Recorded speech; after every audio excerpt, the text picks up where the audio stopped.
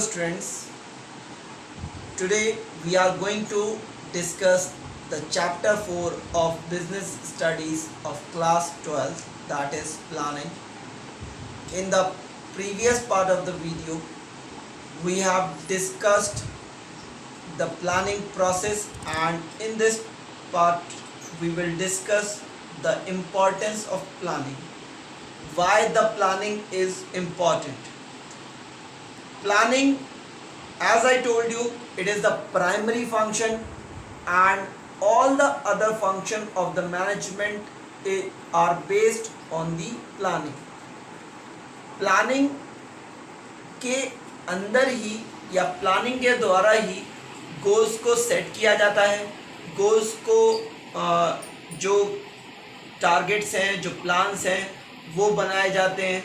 ठीक है, अगर टारगेट्स, प्लान्स या फिर गोल्स या ऑब्जेक्टिव्स नहीं होंगे तो कोई भी इंडिविजुअल हो जो वर्क कर रहा है या फिर मैनेजमेंट का कोई भी लेवल हो, उसे ये पता ही नहीं होगा कि करना क्या है।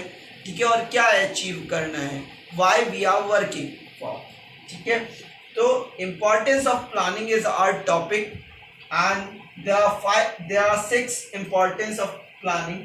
The first one is planning provides direction. The second one is planning reduce the risk of uncertainty. The third one is planning reduce overlapping and wasteful activities. The fourth one is planning promotes innovative ideas. The fifth one is planning facilitates decision making, and the sixth and the last one is planning establish standards for controlling. So we will start from the first. Planning provides direction.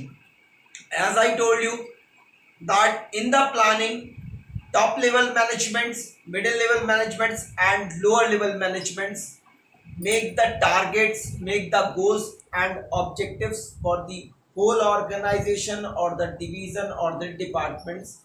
ठीक है, तो वो सभी अपने अपने जो top level management है वो होल ऑर्गेनाइजेशन के लिए ऑब्जेक्टिव सेट करते हैं। ठीक है, वहीं पर जो अगर मिडिल लेवल मैनेजमेंट और लोअर लेवल मैनेजमेंट की बात करें तो वो अपने अपने डिपार्टमेंट और डिवीजन के लिए गोल्स को सेट करते हैं। ठीक है, तो इसके कारण जब गोल्स को सेट कर दिया जाता है, जब ऑब्जेक्टिव्स को सेट कर दिया जाता है, तो they know very well what to do, and along with that the workers know very well that what they have to do to achieve the targets. जो टारगेट सेट किए गए हैं उनको अचीव करने के लिए करना क्या है, तो वो वेल अवेयर हो जाते हैं और अपने अपने टारगेट्स के अकॉर्डिंग काम करते हैं, अपने अपने टारगेट्स के अकॉर्डिंग एक्शंस करते हैं। ठीक है, तो इस कारण प्लानिंग प्रोवाइड्स डायरेक्शन। ठीक है, The second one is planning reduces the risk of uncertainty. मैंने आपको थर्ड चैप्टर में बताया कि जो बिजनेस होता है या बिजनेस ऑर्गेनाइजेशन होते हैं वो सारे के सारे कहाँ एग्जिस्ट करते हैं, सोसाइटी के अंदर करते हैं। ठीक है, सोसाइटी का पार्ट है, तो उन्हें जितने भी बिजनेस ऑर्गेनाइजेशन है उनको कहीं ना कहीं जो एक्सटर्नल फोर्सेस हैं वो उस पर इम्पैक्ट डालते हैं। ठीक है, जैसे जो जनरल फोर्सेस हुए या स्पेसिफिक फोर्सेस हुए वो कहीं ना कहीं इम्पैक्ट डालते हैं, और उसके कारण लगातार जो बिजनेस ऑर्गेनाइजेशन है तो उनका जो बिजनेस एनवायरनमेंट है वो लगातार डायनेमिक रूप में रहता है, डायनेमिक फॉर्म में रहता है, यानी एवर चेंजिंग। ठीक है, चेंजेस लगातार आते रहते हैं, और according to the changes they have to make the policies, strategies to achieve the goals and targets which have been made by the top level management or the middle level management or the lower level management. तो जो भी lower level management और middle level management या फिर top level management के द्वारा जो भी target set किए गए हैं वो changes को ध्यान में रखते हुए अच्छी तरीके से अचीव करने की कोशिश की जाती है।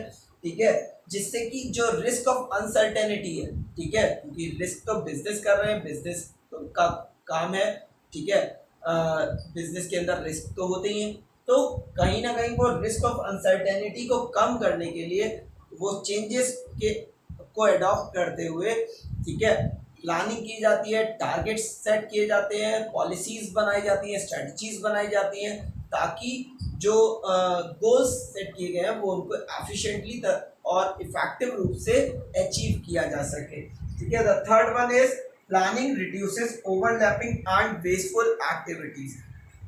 ओवरलैपिंग एंड वेस्टफुल एक्टिविटीज का मीन्स ये है कि किसी को कंफ्यूजन की स्थिति ना हो, ठीक है, कैओस की स्थिति ना हो, कैओस की कंडीशंस ना किसी के सामने आए। मीन्स हर डिपार्टमेंट, ठीक है, हर डिवीजन, इवन इंडिविजुअल भी अवेयर हो, वेल अवेयर हो कि उन्हें करना क्या है, उनके टारगेट्स क्या हैं, what they have to do in the organisation, what they have to achieve. ठीक है, तो जब उन्हें ये मालूम होगा, इंस्ट्रक्शन क्लियर होंगे, पहले से ही माइंड में सेट होगा, तो कहीं ना कहीं ओवरलैपिंग की जो कंडीशन आती है वो कहीं ना कहीं रिड्यूस होती है और रिमूव होती है। अलॉन्ग विद दैट जब बिल्कुल वेल अवेयर होते हैं ये सारे लोग, तो कहीं ना कहीं वो अपनी एक्टिविटीज़ या जो भी एक्शन करते हैं, ठीक है, वो प्रोडक्टिव होते हैं, उसमें वेस्टफुल एक्टिविटीज़ कम होती हैं। वेस्टफुल एक्टिविटीज़ को वो रिड्यूस करते हैं और प्रोडक्टिव एक्टिविटीज़ जो उनके द्वारा एक्टिविटीज़ की जाती हैं वो प्रोडक्टिव बन जाती हैं, जिससे कि गोल अचीव करने में सहायता मिलती है और एफिशिएंटली और इफेक्टिव तरीके से गोल्स को अचीव कर लिया जाता है। ठीक है, now the fourth one is planning promotes innovative ideas.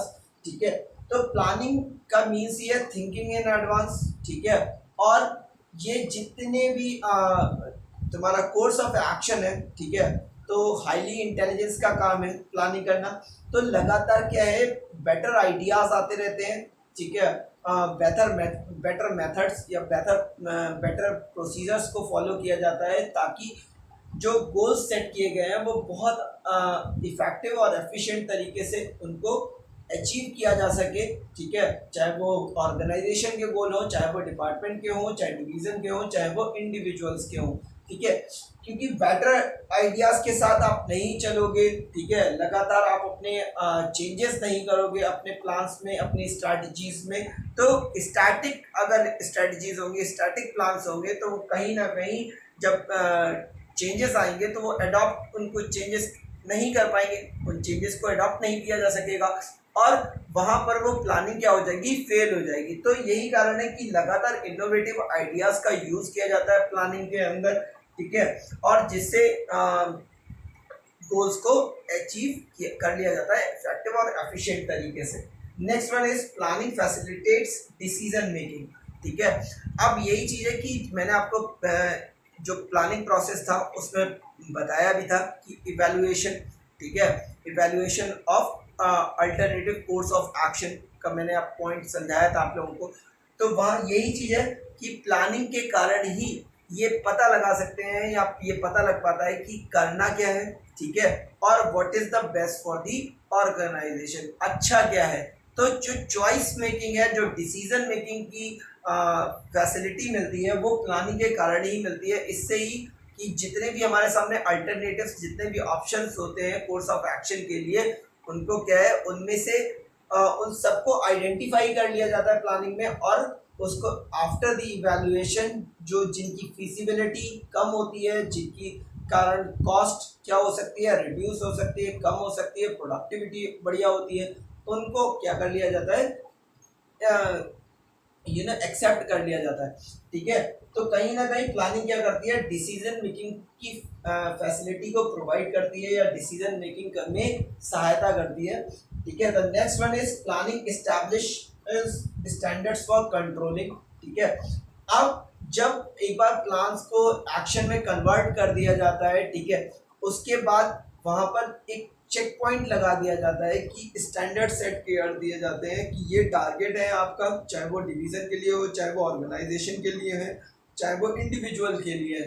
ठीक है, स्टैंडर्ड सेट करने के बाद उनके कंट्रोलिंग के द्वारा हमेशा ये चेक करते रहा जाता है कि जो एक्चुअल परफॉर्मेंस है, चाहे वो डिवीज़न की हो, चाहे वो इंडिविजुअल की हो, चाहे डिपार्टमेंट की हो, चाहे ऑर्गेनाइजेशन की हो, वो प्लांट परफॉर्मेंस के साथ मैच कर रही है या नहीं कर रही है। If that is not matching with the plant performance, means the actual performance is not matching with the plant performance, then what was the reason behind that। ठीक है, तो रीज़न क्या था, and after finding the reason, the corrective measures are taken by the department head and the top level management uh, to remove the deviation uh, in the actual performance, ठीक है, and to match the plant performance को match करने के लिए corrective measures लिए जाते हैं। वो भी किसके कारण ही हो सकता है, प्लानिंग के कारण ही संभव हो पाता है।